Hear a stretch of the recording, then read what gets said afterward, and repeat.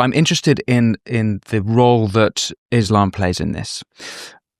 Now, not only, and you've alluded to this, but imams have been found to be encouraging their historical fact, 1971, historical fact. These are historical facts that the imams preached that the rape and subjugation of lesser faiths, people they considered to be inferior in Islam, was acceptable. Or infidels, right? Infidels, yeah. Non-Muslims. People that they considered to be less than, or the Muslim, their Islam was impure. So there's layers to this. So even if they're Muslims? Even if they're Muslims, so the narrative was they're not real Muslims. They've been infiltrated by the Indians, the Hindus, so some of the cultural traditions aren't pure enough. You can go and rape them. It's called war booty. It's legitimized in Islam. Yeah, in terms of taking sex slaves during war. Yeah, so this actually goes back to it's in the scriptures. The Muhammad, right? Yeah, it's in the scriptures. So we had a guest on recently, Raymond Ibrahim, who's a historian of Islam, and he says that there's a hadith where Muhammad says you can take the yellow girls, and I think referring to the yellow blonde hair or something like this, and it was part of having European slave girls as their concubines, as their sex slaves, and so it really goes right back to that. It seems to me that that's got some sort of role to play in all of this. Do you think I'm right to think that way? I think you're 100% right to think that way, because the clerics used that narrative to legitimize the rape of children, the rape of young women. You've got to understand these aren't like Rupert. When Rupert and Emily, for instance, had that discussion, Rupert didn't really react as she was getting angrier and angrier. He totally exposed her. Yeah, it was fantastic. What these people, they don't see these as children. So this is distinct. This is very different. Paedophile gangs are attracted to children. Yeah, there's an sexual attraction to children, and they target children because they're children. These men don't target children because they're children. They don't even see them as children, because in the cultures and the religious interpretations they come from, 9-year-olds, 10-year-olds, 11-year-olds are they're adults. They're fair game. They're fair game. It's in Iraq. Oh, it's because they're adults, because as long as they've gone through the period. Yeah. Okay. In Iraq, was it last month, the month before? They've changed the law. You can marry a 9-year-old. And is that because they've gone to the Muhammad's wife being 6? So they've gone back to that. This is Aisha, right? They've gone back to that, and they've also gone back to not a secular set of laws. It's that thing, isn't it? We evolve as a society. I'd like to think we've evolved as a society from a society that was first and foremost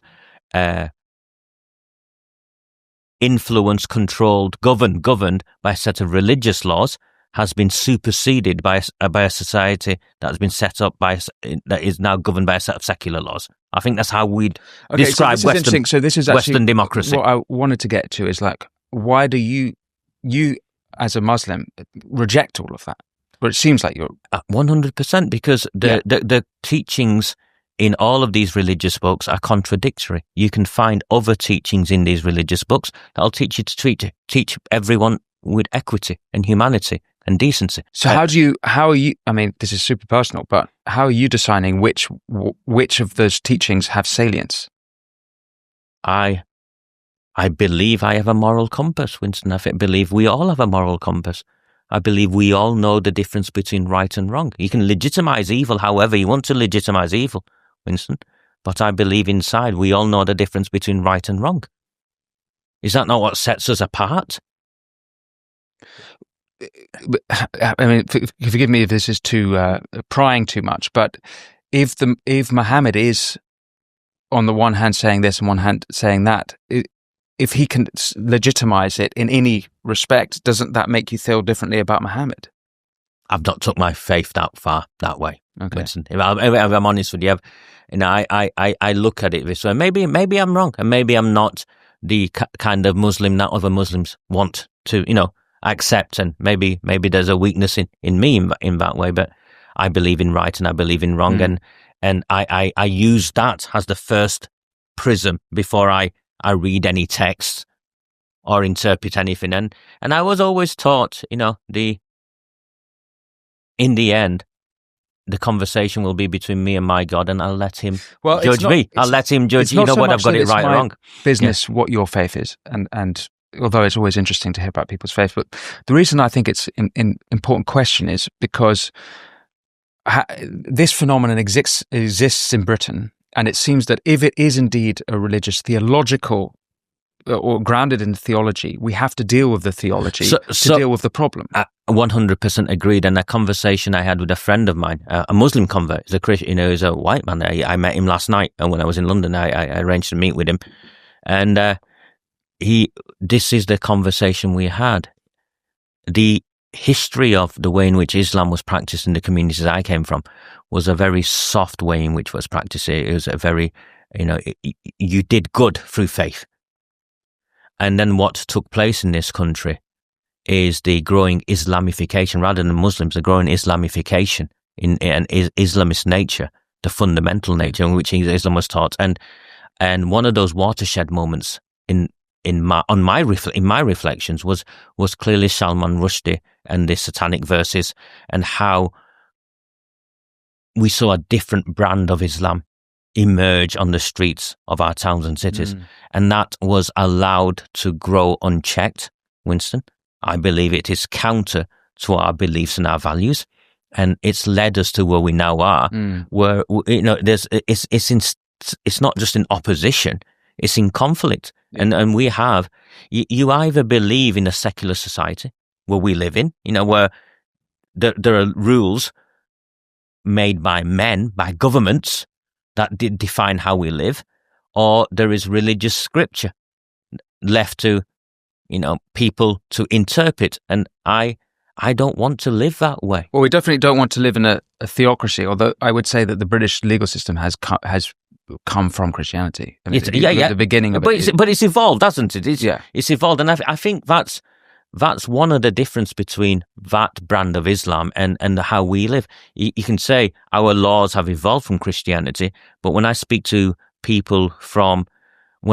some of those clerics, some people that I consider to be Islamists who historically have radicalized young people to strap suicide vests to them and go and blow themselves up, it's clear to me that there's been no evolution on the thought process. It's been, it's fixed, and it was fixed then, and it's fixed now. How much power do those people have those clerics and imams have in Britain? Because I see examples like you, and we've had people I have huge respect for, Muslim people I have huge respect for, coming on this show, including Ed Hussein, Majid Nawaz. They've been at it much longer than I have, and they've boys, and I know some of the Quillian boys who are less public as well, and they really see how they are lambasted and how they are attacked by the Muslims, but you give me tremendous hope, because it shows me, look, here's a patriotic, absolutely, who cares, and he's not afraid of calling this out. But what I'm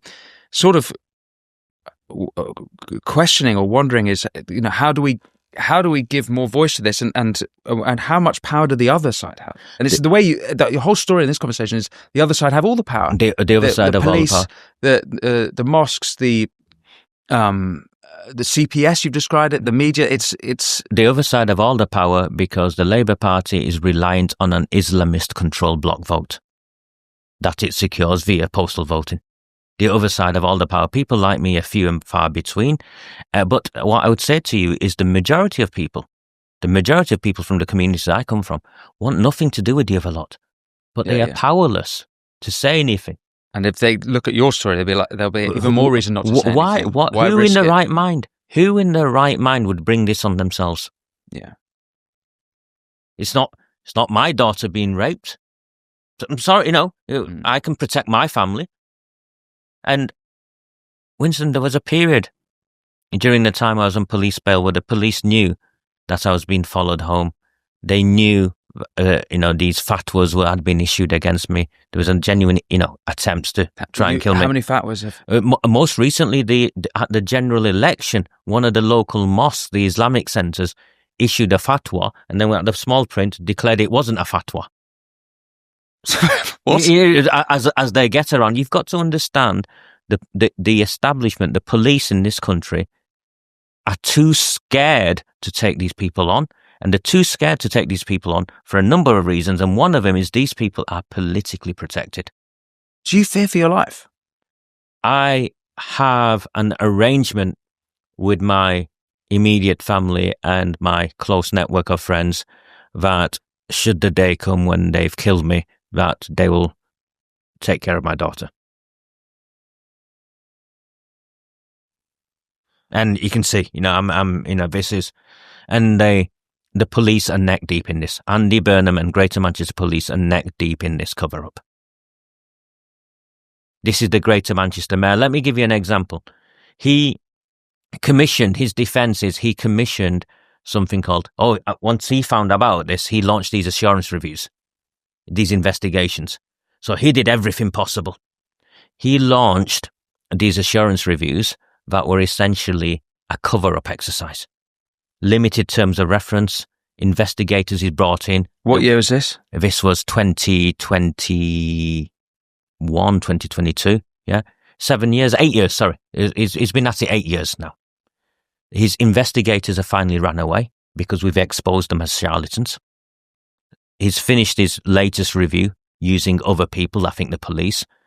The Maggie Oliver has called him out.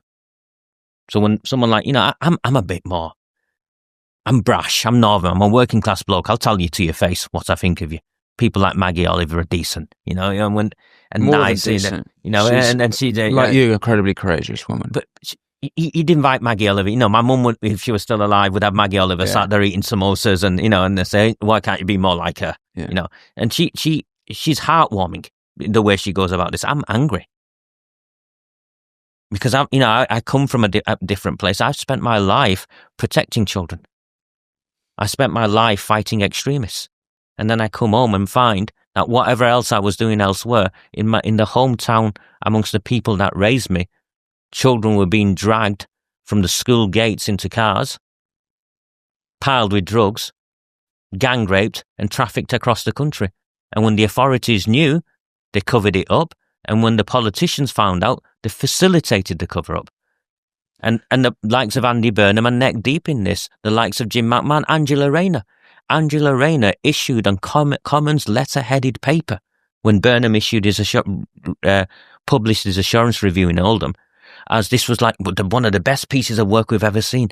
That assurance review, we've gone through page, and we've exposed it as a cover-up.